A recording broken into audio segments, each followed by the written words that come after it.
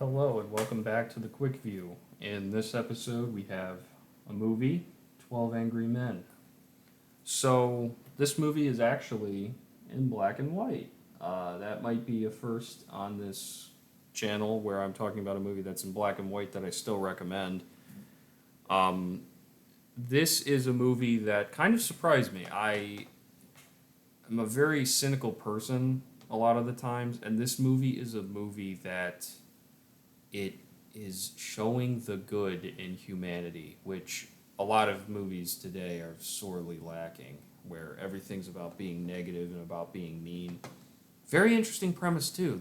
It's probably the only one of its kind. I think it's a remake where I think it does have a remake, but it's the only movie I've ever seen where they had a trial and then they just don't show the trial. And you learn all the information from the jurors, which is a very interesting concept that again, I may be wrong because I'm an amateur film buff, because there could probably be some movie that someone will comment in and like, oh, well, this movie in this year had something like that. But the premise is wholly unique, and I've never seen it really replicated where it's basically just 12 men talking.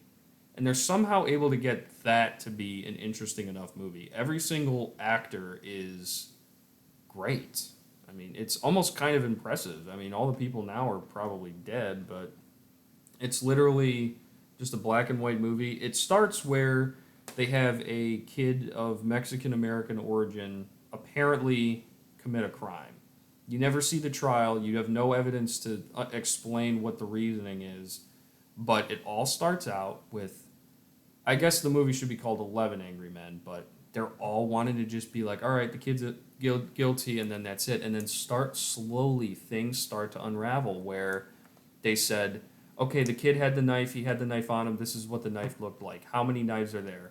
And this character grabs a knife, he puts it and just smashes it on the table, and it's like, I have that knife. And then it just slowly shows the good in humanity, which it's so good. It's a positive, uplifting movie. It's in black and white, so it is hard to watch. A lot of people don't seem to like watching black and white movies anymore, even if they're something short. But this is a movie I think is really worth watching. It's really worthwhile showing your kids that you shouldn't just judge people based on stuff that you see. Now, again, the trial was never shown, so we don't know exactly what information makes him think 11 other people were about to convict him, but it's such a good movie. It has such a good message. We don't have movies that tell our children that you don't always have to be negative and you can believe in people's stories. Now, you shouldn't do that throughout your entire life because people can scam you or whatever,